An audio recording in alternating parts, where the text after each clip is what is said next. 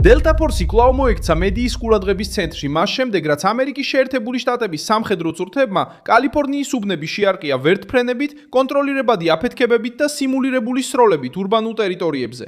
2026 წლის 9 ივნისს ამ წვრთნებმა პოლიტიკური მნიშვნელობა შეიძინა, რადგან ისინი იმავე დროს ჩატარდა, როცა ვაშინგტონი ზრდიდა ზეწოლას კუბის რეჟიმზე.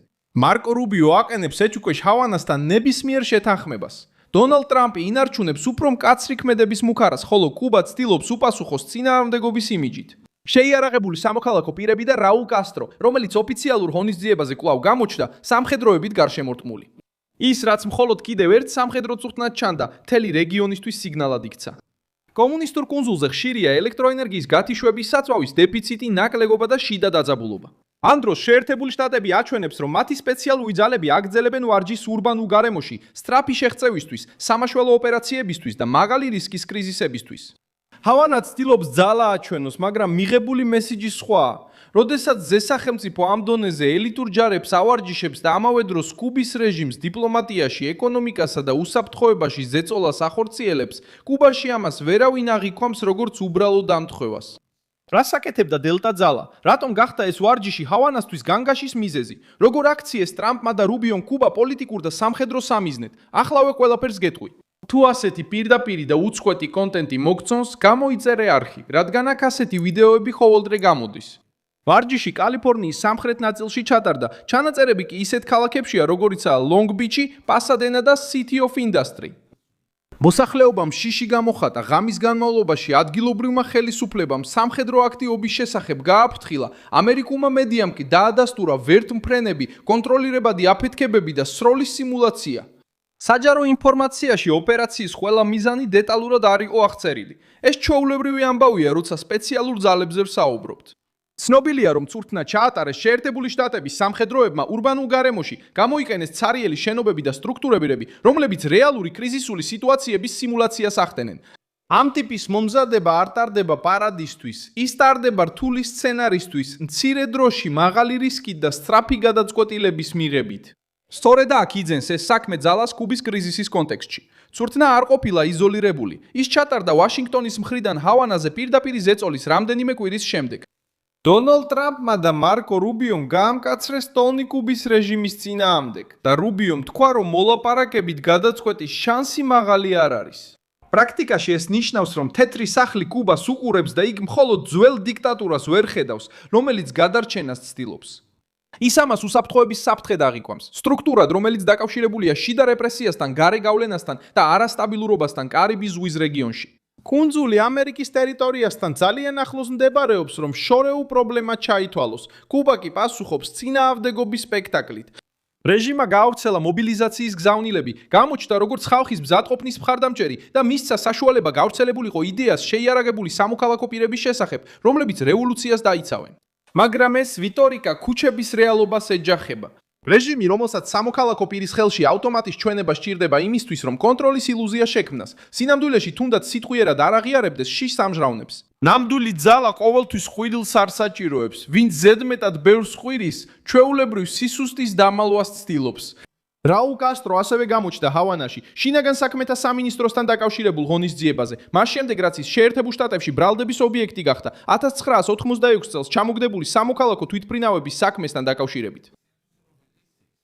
მისი უკვე ხანდაზმული სამხედრო ხელისუფლების წარმომადგენლებით გარშემორტყმული გამოსახულება რეჟიმმა გამოიყენა იმისათვის, რომ გადმოეცა გაგრძელებისა და გამოწვევის გზავნილი. თუმცა პოლიტიკური ეფექტი შეიძლება საპირისპიროც იყოს. შიგნით ცდილობს შეინარჩუნოს ერთგული ბაზა, გარეთ კი ცდილობს თქვას, რომ ჯერ კიდევ არ დაუთმია. მიგელ დიას კანელმა და ბრუნო როდრიგესმა ვაშინგტონს შეუტიეს პასუხად. კუბის მთავრობა აშშ-ს ადანაშაულებს აგრესიაში, სანქციების გამკაცრებაში და სამხედრო ზეწოლის გამართლებაში. ეს რეაქცია მოსალოდნელი იყო. ყველა კუთხეში მიმწყდეული რეჟიმი გარე ზეწოლას თავდასხმად აცხადებს. რატომ მივიდა კუნძული ასეთ დამოკიდებულებამდე, სიღარიბემდე და შიშამდე? კუბა ყველაფერში ბლოკადას ადანაშაულებს, მაგრამ არ ხსნის, რატომ აკონტროლებს პოლიტიკური ელიტა სახელმწიფო სტრუქტურას 10 წლეულების განმავლობაში. დონალდ ტრამპი ამ განტოლებაში თავისი სტილით ერთვება. ჯერ აჭერს, მერე მეორე მხარეს აძლევს არჩევანს. სურს მოლაპარაკება თუ ფასის გადახდა. ასე იყო არაერთ გარე დაპირისპირებაში. კუბის შემთხვევაში სამხედრო მუქარა მოქმედებს როგორც პოლიტიკური ინსტრუმენტი, მაგრამ ასევე როგორც გაფრთხილება. ეს არ ნიშნავს, რომ ოპერაცია საჯაროდ არის გამოცხადებული ხვალისთვის. ეს ნიშნავს, რომ თეთრი სახლი უნდა ჰავანა მიფიქროს, რომ ეს ვარიანტი არსებობს. და გეოპოლიტიკაში ზოგჯერ კარგად გათვლილი მუქარა უკვე ცვლის მოწინააღმდეგის ქცევას პირველ რეალურ ნაბიჯამდე. დადასტურებული ფაქტია, რომ კალიფორნიაში ჩატარდა ურბანული სამხედრო წვრთნები, ძლიერი საჰაერო მხარდაჭერით და შენობებში მოქმედების სიმულაციით. დადასტურებული ფაქტია, რომ დონალდ ტრამპმა და მარკო რუბიომ გააძლიერეს ზეწოლა კუბაზე. დადასტურებული ფაქტია, რომ რაულ კასტრო ამერიკული ბრალდების შემდეგ ოფიციალურ ღონისძიებაზე გამოჩნდა. დადასტურებული ფაქტია, რომ კუბა მძიმე ენერგეტიკულ საწვავის და სოციალურ კრიზისს განიცდის. სტრატეგიული ანალიზით ეს ყველაფერი ერთად ქმნის განგაშის ატმოსფეროს ჰავანაში. კუბის რეჟიმმა იცის, რომ ვაშინგტონი ამოწმებს ზღვარს, რიტორიკას და რეაგირების დროს. დელტა ძალას სიმბოლური მნიშვნელობა აქვს, რადგან მას უკავშირებენ უმაღლესი რისკის მისიებს, სამაშველო მისიებს, ტერორიზმთან ბრძოლასა და სენსიტიურ ოპერაციებს. თავად ამ დანაყოფების ირგვლივ არსებული საიდუმლო კიდევ უფრო აძლიერებს გზავნილს. როდესაც ურბანული წვრთნების ვიდეოები ვრცელდება და რეგიონი უკვე დაძაბულია, ბუნებრივად ჩნდება კითხვა, რატომ ვარჯიშობენ ახლა ასეთ ფორმატში ურბანულ გარემოში, როცა კუბა მაქსიმალური ზეწოლის ქვეშაა. ვაშინგტონს ყველაფერზე პასუხისგაცემა არ სჭირდება, სიჩუმეც თავისთავად გზავნილია, კუბის რეჟიმისთვის გაურკვევლობა შიშის ნაწილია. მადუროს საქმე ისევ გამოჩნდა პოლიტიკურ საუბარში, რადგან ტრამპის მხარდამჭერები ვენესუელას იყენებენ მაგალითად, თუ როგორ შეიძლება სპეციალური ოპერაციები ლათინურ ამერიკაში ცვლილებების ინსტრუმენტად იქცეს. ეს იმის გასახსენებლადაც არის, რომ ჰავანას მოკავშირე რეჟიმებს იდეოლოგიური დაცვა უსაფრთხოებას არ უზრუნველყოფს. ვენესუელა, კუბა და ნიკარაგუა ერთსა და იმავე პროცესს აკვირდებიან. შეერთებულმა შტატებმა ისევ დაიწყეს საუბარი ძალაზე, სანქციებზე, დაზვერვაზე და პირდაპირ ზეწოლაზე.